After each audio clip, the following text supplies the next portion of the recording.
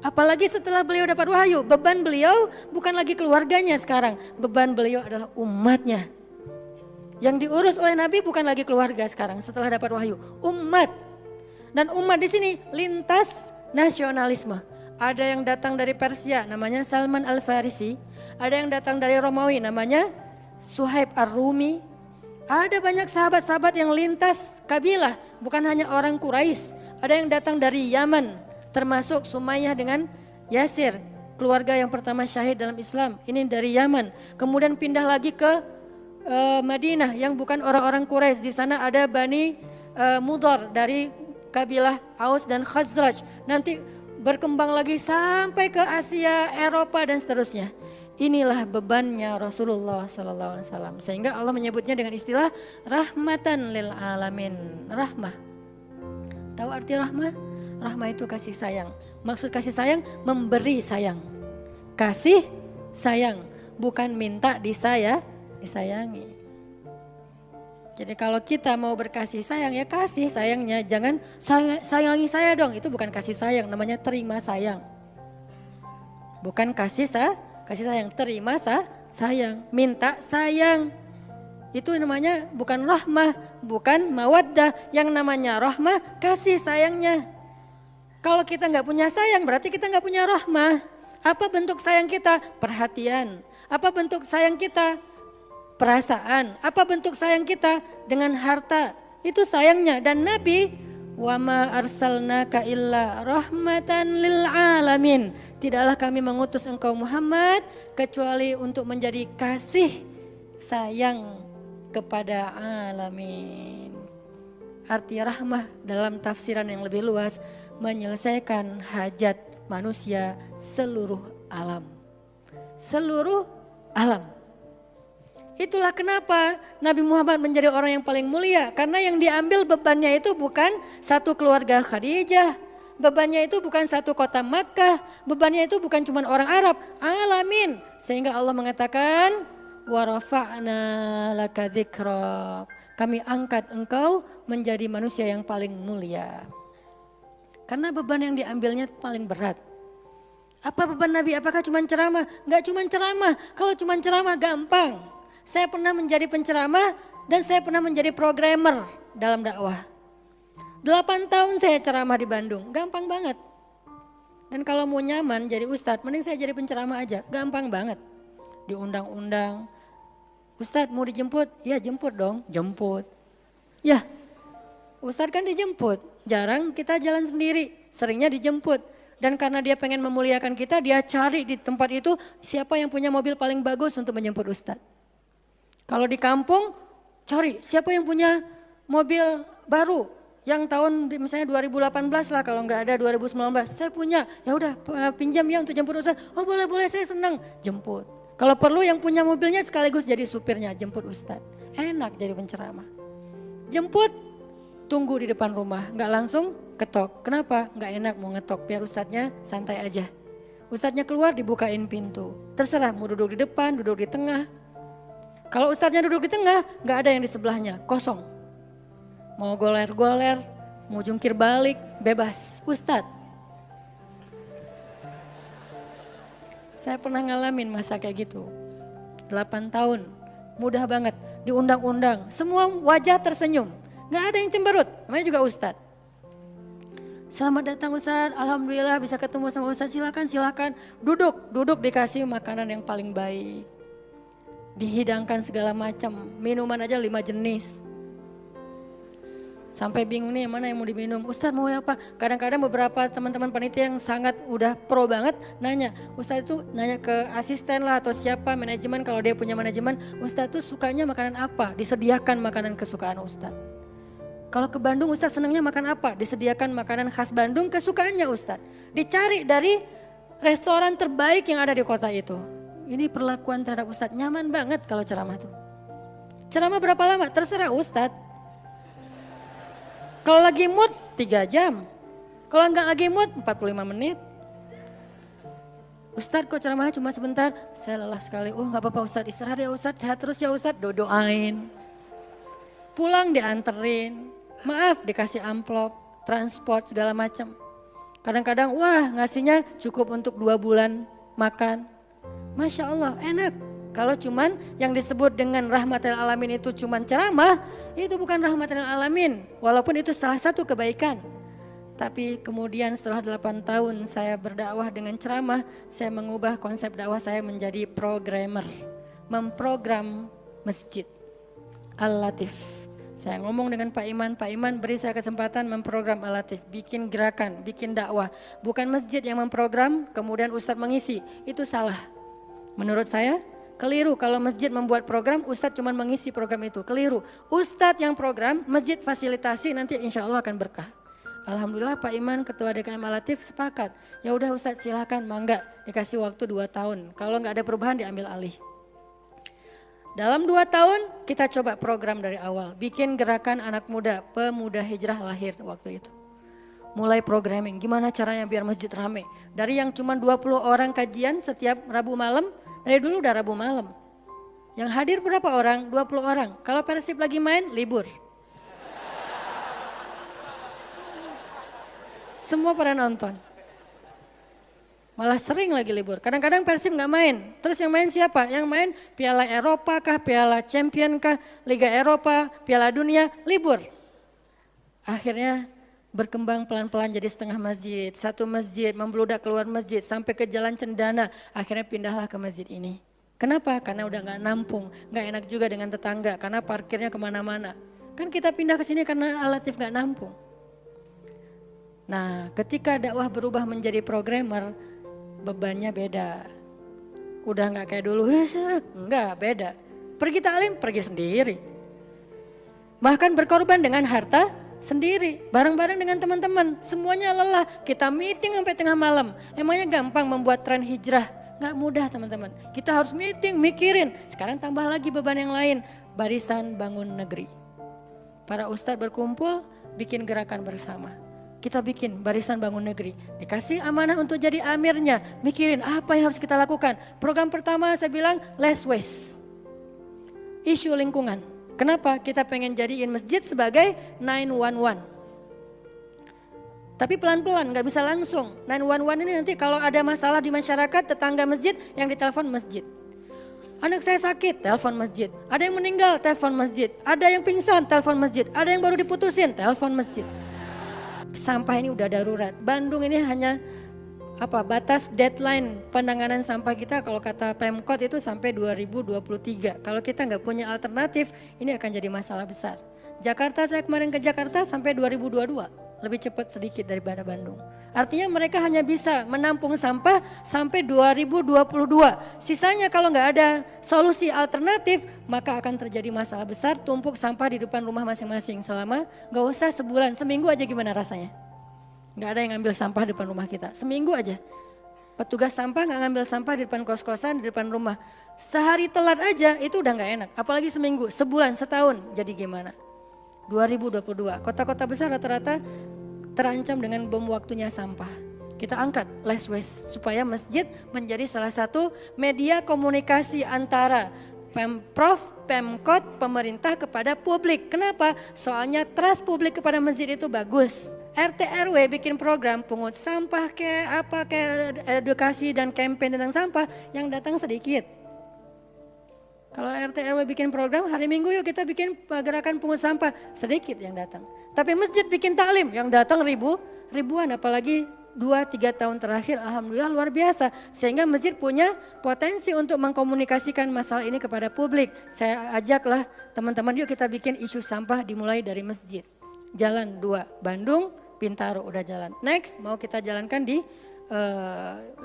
Jogja, di Malang dan di Pontianak. Seluruh masjid di Indonesia. Programming, mikir, harus ketemu dengan beberapa orang dan habis waktu saya dalam beberapa tahun terakhir bukan untuk dakwah tablik, makanya udah jarang ceramah. Teman-teman kalau ngelihat ceramah Hanan Attaqi di Bandung cuma sekali seminggu, itu juga kalau nggak libur ya. Kajian Rabu malam. Ustaz Hanan selain Rabu malam ngapain sih? Ustaz kosong nggak? Kosong saya bilang. Kenapa nggak mau ngisi jadwal? Kosong dari taklim tapi nggak kosong dari aktivitas. Sehari meeting bisa 5 kali. Dulu saya pernah yang kalau bahasa teman-teman tuh ngeprank jamaah, bukan ngeprank sebetulnya. Katanya Ustaz nggak datang, tiba-tiba datang kan? Itu tuh meeting 5 kali sehari dari pagi, siang, sore, menjelang maghrib, baru beres isya. Meeting dengan siapa aja Ustadz? Banyak hal yang harus kita bereskan untuk bisa memunculkan satu program kecil. Akhirnya beres isya, saya bilang masih ada jamaah enggak? Sebagian udah pulang Ustadz, tapi yang lain masih pada nunggu kasihan. Ya udah saya jalan aja ke sini naik motor, sampai di sini isya baru ngisi kajian. Artinya ternyata bebannya beda. Tapi rohilatan. Itu yang disebut dengan dakwahnya Nabi. Saya baru mengambil sebagian kecil dari banyak varian dari dan instrumen dakwah Nabi itu cuma sebagian kecil. Memprogram, baru masjid. Nabi itu alamin loh. Gimana mengubah kota Makkah yang dulunya kemusyrikan merajalela, perzinahan merajalela, kemudian anak perempuan dibunuh karena dianggap membawa sial, riba luar biasa, banyak yang dibunuh gara-gara gak mampu membayar hutang, dan perbudakan, dan banyak lagi masalah sosial. Bukan hanya masalah akidah dan ibadah. Akidah dan ibadah itu adalah inti masalahnya, kemudian merembet ke masalah sosial, biasanya kayak gitu. Kalau akidahnya melenceng biasanya sosialnya rusak, walaupun gak selalu kayak gitu juga sih. Karena ada di beberapa negara yang akidahnya mereka syirik tapi sosialnya bagus, walaupun ada problem sosial lain yang mungkin gak perlu dibahas di sini. Yang jelas awalnya berawal dari kemusyrikan, kemudian berkembang menjadi masalah ekonomi, sosial dan seterusnya. Nabi menyelesaikan masalah kota Mekah. Gimana caranya? Mekah yang tadinya kota yang jahiliyah menjadi kota Islamiyah, kota yang Rabbaniyah, kota yang penuh dengan kebaikan. Madinah yang tadinya kota yang penuh dengan sampah, Yathrib berubah menjadi kota Munawwarah. Sekarang udah nyampah lagi. Di zaman Nabi itu benar-benar Madinah Munawwarah. Sekarang mungkin gak sebagus di zaman Nabi, cuman bangunannya doang yang megah, tapi secara lingkungan, secara sosial gak sebaik zaman dulu lah. Kalau bangunan itu kan bukan indikasi peradaban ya. Karena kita pernah mengalami masa peradaban Islam yang keren, gak ada tuh bangunan pencakar langit seperti Dubai. Kita di Dubai bangunan pencakar langit, tetapi secara peradaban ada masalah di Dubai, terutama masalah sosial. Di Arab Saudi, masalah lingkungannya luar biasa, salah satu penghasil sampah 10 besar di dunia. Kalau untuk masalah sampah organik, termasuk 5 besar di dunia. Artinya makan sering dibuang-buang. Makanya sampah organiknya paling banyak, waste-nya paling banyak. Itu yang diselesaikan oleh Nabi di kota Mekah dan Madinah. Kemudian berkembang di kota-kota lain sampai ke Irak, sampai ke Syam, sampai ke Mesir, sampai ke Eropa, sampai ke Turki, sampai ke Afrika, bahkan sampai ke Nusantara. Rahmatan lil alamin. Rahmah bukan cuma ceramah. Kalau ceramah, Nabi lebih jago dari siapapun. Orang siapapun yang berceramah itu kopas dari Nabi kan? Ada yang ceramah gak kopas dari Nabi? Gak ada. Kopas dari Nabi Musa enggak, kecuali diriwayatkan dari Nabi Muhammad, kemudian baru Nabi Muhammad meriwayatkan dari Nabi Isa dan Nabi Musa. Semuanya kopas, copy paste dari Rasulullah SAW. Artinya kalau mau ceramah, bahan Nabi itu banyak banget. Dan kalau Nabi mau ceramah, yang ngundang pasti banyak banget. Jadilah Nabi dai sejuta umat. Capek pasti setiap hari 5 kajian. Nabi lagi di mana? Lagi di Syam. Sampai 2 tahun ke depan jadwal ceramah penuh. Kalau Nabi mau kayak gitu. Tapi ternyata Nabi bukan cuma ceramah, memprogram umat. Ada yang masalah datang ke Nabi, ya Rasulullah saya diceraikan oleh suami saya dengan bahasa, kamu bagi saya seperti ibu saya, zihar. Nabi bingung nih gimana nih zihar, kok suaminya gitu banget sih sama dia. Ya udah berarti kamu sudah diceraikan oleh suamimu. Sabar ya, dinasihati, disabar-sabarin sama Nabi. Dia pulang turun ayat, surat Al-Mujadalah. Tentang bab zihar. Ada lagi yang datang rame. Dia yang salah, saya yang salah, dia yang salah. Akhirnya didamaikan sama Nabi. Nabi mau takbir nih, pergi ke masjid mau sholat berjamaah. Mau takbir, ya Rasulullah di Bani Salamah ada masalah, mereka hampir berperang. Gak jadi takbir, pergi ke Bani Salamah menyelesaikan hajat mereka. Datang-datang jamaah udah sholat, Nabi sholat yang jamaah yang kedua.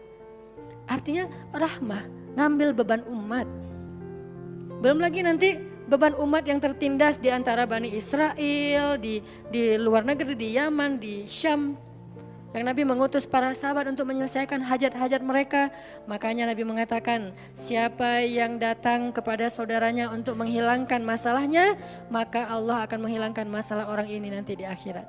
Makanya beban Nabi itu berat banget teman-teman. Kalau kita baca sirah Nabi, luar biasa, Nabi itu lelah banget.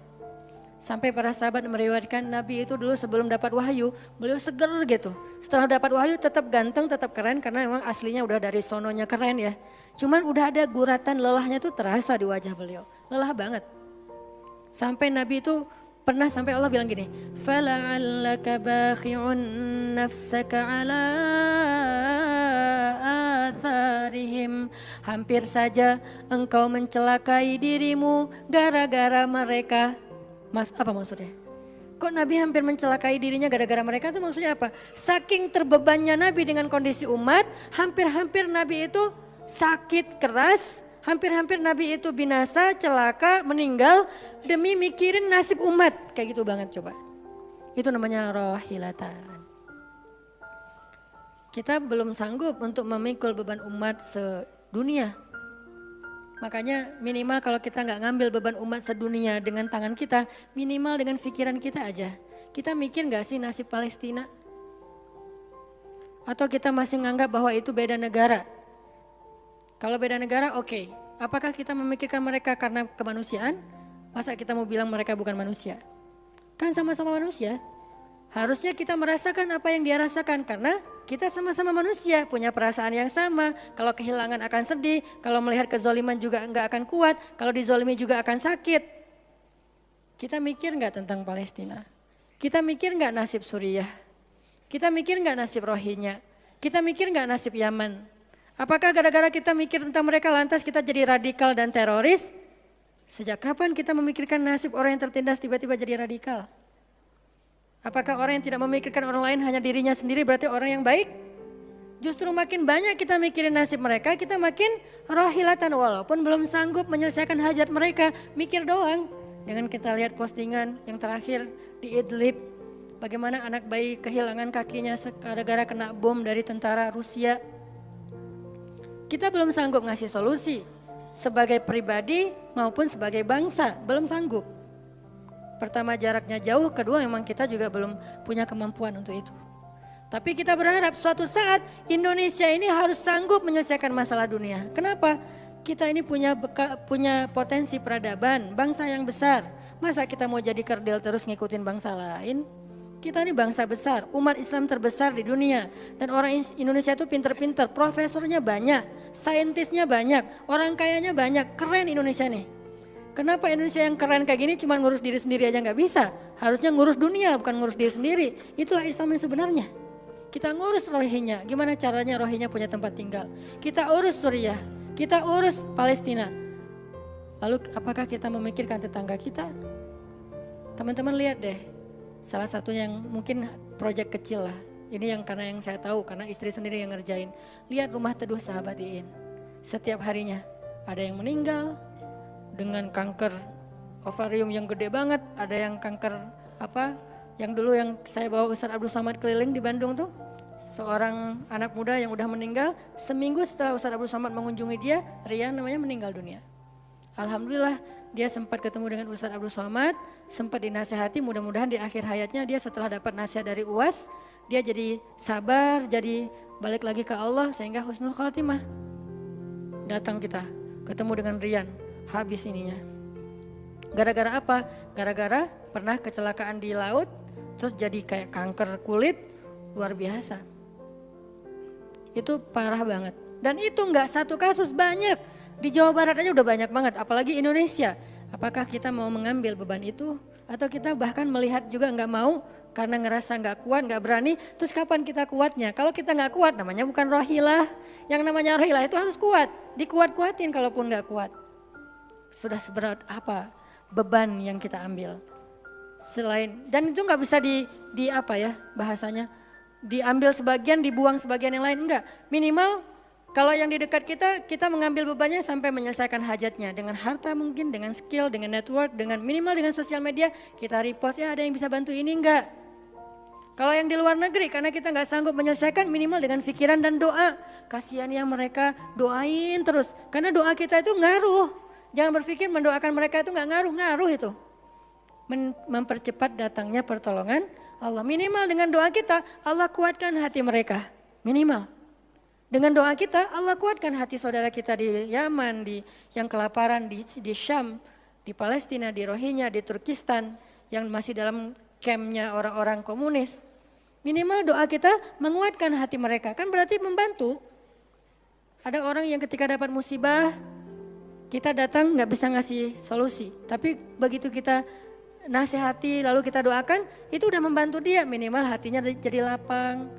Kemudian kita doakan, dia merasa diperhatikan. Bukankah itu sebuah bantuan? Dan itu rahilah. Semuanya aja yang di luar negeri kita pikirkan, apalagi yang di dalam negeri, semampu kita. Makanya nama barisan kita tuh Barisan Bangun Negeri. Kalau ditanya, apa Ustadz tujuan bikin gerakan Barisan Bangun Negeri? Ya bangun negeri. Masa masih ditanya ya?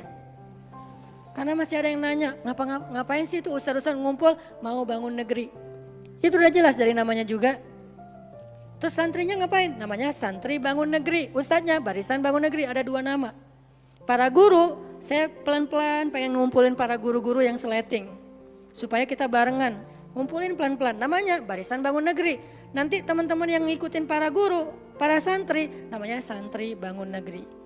Jadi kalau ditanya mau ngapain, mau bangun negeri. Programnya apa? Pertama, program isu lingkungan. Nanti naik lagi isu sosial, naik lagi isu healthcare, kemanusiaan, kesehatan dan seterusnya. Kan itu tugas pemerintah, kita nggak mau menyalahkan siapapun, udah capek berdebat. Tugas kita sekarang siapa yang pengen jadi rohilah.